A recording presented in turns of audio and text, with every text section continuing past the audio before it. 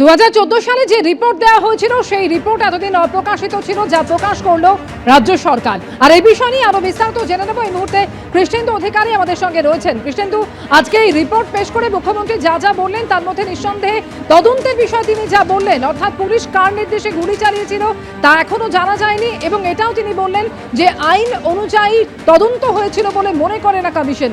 সব মিলিয়ে এই রিপোর্ট থেকে কি কি উঠে এলো? দেখো, প্রথমেই বলি যে 21শে জুলাইয়ের যে রিপোর্ট, তদন্ত রিপোর্ট, সেই রিপোর্ট আজকে মুখ্যমন্ত্রী বিধানসভার সচিবকে প্রিন্সিপাল সেক্রেটারি হাতে তুলে দেন, এবং অধিবেশন কক্ষেই তখন বিধানসভার স্পিকার ছিলেন, এবং সেই রিপোর্ট নিয়ে মুখ্যমন্ত্রী তার বক্তব্য পেশ করেন। যে রিপোর্ট ছিল এতদিন অধরা, সাধারণ মানুষ জানতে পারেনি, এমনকি সাক্ষীরা পর্যন্ত সেই রিপোর্ট জানতে পারেনি। এবং মুখ্যমন্ত্রী যখন বলছিলেন তখন মদন মিত্র হাত তুলছিলেন, তিনি বলবেন মদন মিত্র একজন সাক্ষী ছিলেন। ফিরাদ হাকিম তিনি হাত তুলছিলেন, তিনি বলতে চান তিনিও একজন সাক্ষী ছিলেন। এবং বিধানসভার যারা তৃণমূলের বিধায়ক তাদের মধ্যে অনেকেই সাক্ষী ছিলেন সেদিনের, তারাও সেই রিপোর্ট জানতে পারেননি, যে রিপোর্ট আজকে মুখ্যমন্ত্রী শুভেন্দু অধিকারী সেই রিপোর্ট আজকে বিধানসভার প্রিন্সিপাল সেক্রেটারি হাতে পেশ করলেন। এবং তিনি সেই প্রসঙ্গে কয়েকটা তথ্য তুলে ধরেছেন যে 44 জনকে সাক্ষী হিসেবে ডাকা হয়েছিল, কিন্তু মমতা বন্দ্যোপাধ্যায়কে বাদ দিয়ে।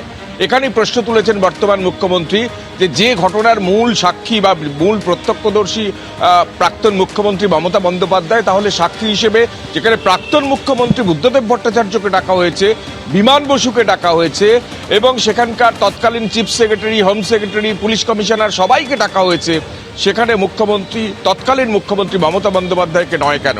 তাহলে কি মনীশ গুপ্তকে আড়াল করতে? এমনকি মুখ্যমন্ত্রী এটাও একটা তথ্য দিয়েছেন যে এই যে 44 জনের বয়ান ডাকা হয়েছিল সাক্ষী হিসেবে, তার মধ্যে তৎকালীন বিরোধী দলনেতা পঙ্কজ বন্দ্যোপাধ্যায় সেখানে যাননি সাক্ষ্য দিতে। এবং তিনি কেন যাননি সে প্রসঙ্গে তিনি বলেছিলেন যে মনীশ গুপ্ত, যাকে মমতা বন্দ্যোপাধ্যায় 2011 সালে ভোটে দাঁড় করিয়েছিলেন, বুদ্ধদেব ভট্টাচার্যকে হারানোর পর তাকে মন্ত্রী করা হয়েছিল, এবং সেই মনীশ গুপ্ত যিনি তৎকালীন স্বরাষ্ট্র সচিব ছিলেন তাকেই তিনি মন্ত্রিসভায় জায়গা করে দিয়েছেন। সুতরাং পঙ্কজ বন্দ্যোপাধ্যায় তৎকালীন যে বিরোধী দলনেতা ছিলেন তিনি এটা জাননি। এবং এটাও শুভেন্দু অধিকারী বলছেন যে এবং এটাও যে মুখ্যমন্ত্রী বলছেন যে আইন অনুযায়ী এক্সিকিউটিভ তদন্ত এটা হয়নি, এবং নির্বাহী তদন্তের রিপোর্ট অনুযায়ী সেই সময় পুলিশ কমিশনারের রিপোর্টের সঙ্গে অন্যান্য যে বাকিদের রিপোর্ট সেটা মেলেনি, অর্থাৎ এটা মারাত্মক অভিযোগ করা হয়েছে। এবং এটাও মুখ্যমন্ত্রী বলছেন যে তৎকালীন যে কমিশন যা সুপারিশ করেছিল সেই সুপারিশ কার্যত শহীদদের ক্ষেত্রে মানা হয়নি। এটা কিন্তু খুব পীড়াদায়ক এবং খুব বেদনাদায়ক, কারণ যারা মারা গেছেন 21শে জুলাই 1993 সালে, সেই 21শে জুলাই 25 লক্ষ টাকা মৃতদের ক্ষতিপূরণের কথা বলা হয়েছিল, কিন্তু রাজ্য সরকার বাস্তবে তাকে 25 লক্ষ টাকা ক্ষতিপূরণের কথা বলা হয়েছিল, সেখানে রাজ্য সরকার কিন্তু 2 লক্ষ টাকা ক্ষতিপূরণ দেয়।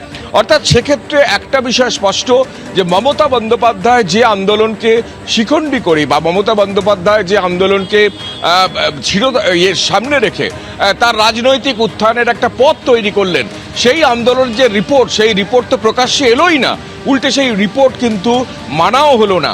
অর্থাৎ যে সুপারিশ করা হয়েছিল সেই সুপারিশ কার্যক্ষেত্রে মানা হয়নি, এবং সেই সুপারিশ তো মানা হয়নি, পাশাপাশি সেই রিপোর্ট জনসমক্ষেও আনা হয়নি। এবং মুখ্যমন্ত্রী এটা জানিয়েছেন যে যারা যদি কেউ ফ্রেশ এফআইআর করতে চান তারা করতে পারেন, এবং গোটা বিষয়টা রাজ্য সরকার তদন্ত করে দেখবে।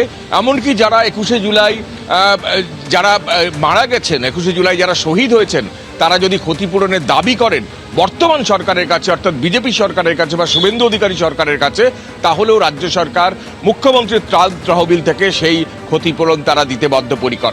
অর্থাৎ মুখ্যমন্ত্রী 21শে জুলাইয়ের যে তদন্ত রিপোর্ট আজকে 20শে জুলাই তার 24 ঘন্টা আগে একদম বিধানসভায় পেশ করলেন। বিধানসভায় পেশ করার পর প্রাক্তন মুখ্যমন্ত্রী মমতা বন্দ্যোপাধ্যায়কে কার্যত তুলনা করলেন, এবং কেন এই ঘটনার রিপোর্ট এতদিন প্রকাশ্যে আনা হয়নি তার কারণও চিহ্নিত করলেন, যে মমতা বন্দ্যোপাধ্যায় আসলে কাউকে আড়াল করতে চেয়েছিলেন, মনীশ গুপ্তের মতো ব্যক্তিদের আড়াল করতে চেয়েছিলেন, যার ফলে সেই তদন্ত রিপোর্ট প্রকাশ্যে আনা হয়নি। মুখ্যমন্ত্রী একথা যখন বিধানসভায় বলছেন তখন বিধায়ক মদন মিত্র তিনি হাত তুলে কিছু বলতে চান, এবং মদন মিত্র তিনি মুখ্যমন্ত্রীকে বলেন যে তিনি কিছু বলতে চান, তারপর মুখ্যমন্ত্রী তাকে বলতে বলেন এবং মদন মিত্র কিন্তু এই কাজের জন্য বর্তমান মুখ্যমন্ত্রীর ভূয়সী প্রশংসা করেন। এটাও খুব তাৎপর্যপূর্ণ। কদিন আগেও মদন মিত্র মমতা বন্দ্যোপাধ্যায় মানে একদম মানে সৈনিক ছিলেন এবং কদিন আগেই শিবির বদল করেছেন, দুদিন আগে। সেই মদন মিত্র বলছেন যে তিনিও একজন সাক্ষী, কিন্তু আজ পর্যন্ত সেই রিপোর্টে কি আছে এবং তার সাক্ষ্য প্রমাণের কি হলো সেটা পর্যন্ত জানতে পারেননি। অর্থাৎ 21শে জুলাইয়ে চারটে শহীদ দিবস পালন করার কথা দিল্লি থেকে কলকাতায়। আমরা যেখানে দাঁড়িয়ে আছি বিধানসভার অদূরে গান্ধী মূর্তির পাদদেশে ঋতব্রত বন্দ্যোপাধ্যায় শিবির, সেখানে 21শে জুলাই পালন করবেন। মমতা বন্দ্যোপাধ্যায় পালন করবেন ক্যাথিড্রাল রোডে, কাকলি ঘোষ দস্তিদাররা পালন করবেন রাজঘাটে এবং সেখান থেকে কংগ্রেস পালন করবে গান্ধী মূর্তির সেখানে শহীদ মিনারে। একেবারে আগামীকাল 21শে জুলাই, আর তার ঠিক আগেই এই 21শে জুলাই কমিশনের রিপোর্ট আজকে পেশ করলো রাজ্য সরকার। এবিপি আনন্দ, এগিয়ে থাকে, এগিয়ে রাখে।